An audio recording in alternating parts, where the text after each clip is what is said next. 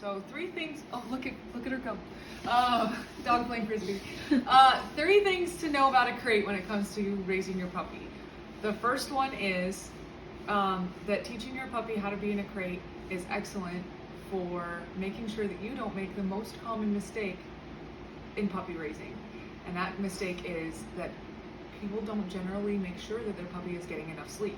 Puppies between the ages of like 7 and 16 weeks old need anywhere from 16 to 24 hours, or not 24, 20 hours of sleep a day depending on the dog in order for their brain and their body to develop well. A lot of it is also like the brain chemistry and neurotransmitters and making sure that that puppy's brain is able to actually shut down, calm down, and rest. So a lot of puppies are being raised overstimulated and under-rested, and this does a lot to their behavior patterns. So using a crate as part of your daily routine, not only at night for sleeping, but also for nap times, like putting a baby down for a nap, is super important for their brain development. The second thing is potty training. It is impossible to explain to a puppy that they have a bladder, let alone explain to them that when their bladder feels a certain way, they need to let you know to take them out. It's impossible to sit a puppy down and say, hey, we don't actually go potty in the house, we only go potty out of the house.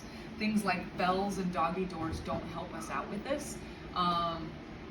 In fact, bells, most of the time it just becomes a classical conditioning exercise that teaches the puppy that when the bells ring, the door opens. It doesn't teach the puppy that the bells ring only when their bladder feels a certain way. It just teaches the puppy that bells means door opening.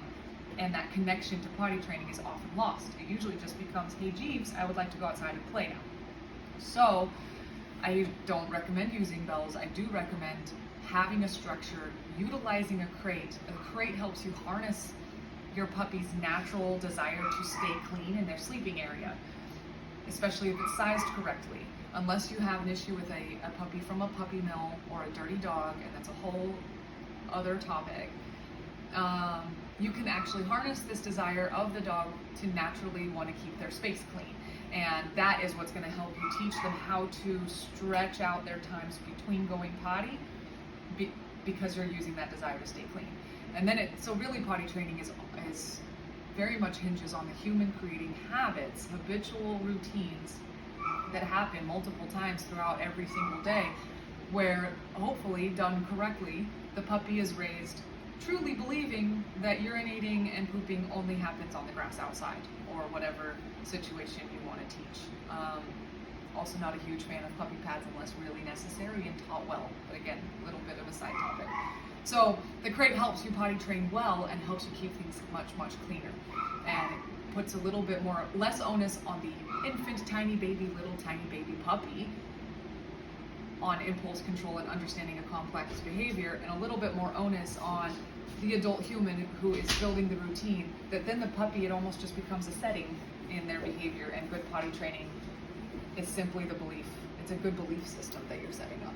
The third thing is emergency prep. It's a life skill. Being in a crate and being able to be calm and feel secure and learn how to self-soothe and rest in a crate is a life skill that becomes extremely valuable, especially when life has unforeseen upheavals. If there's an emergency, if your dog is injured, you don't want your puppy's first real experience in a crate to be when he also has a broken leg and he's at the vet. That just is compounded stress that you could have avoided. You could make that experience much easier on him because the crate actually is a tool that is a cue to be calm. Speaking of puppies.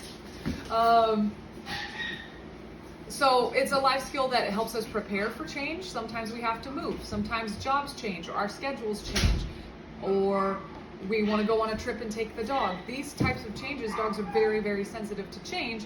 So giving them something that is familiar, that is a part of your routine, helps to bridge that change and helps them to self-regulate.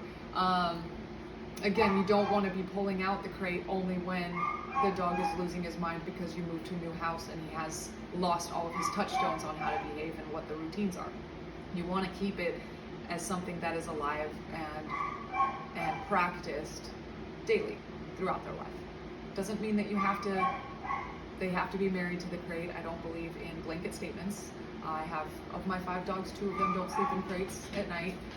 There are no blanket statements, but there are things that are appropriate for certain life stages pretty much across the board, and there are things that that individual dog needs more or less of depending on the dog. So making sure that the crate is a skill that is polished up and kept up on, but if it's a puppy, it should be basically home base. It's where you start and end just about everything in a puppy's life. It kind of revolves around the crate for multiple reasons, but these are just my favorite 3.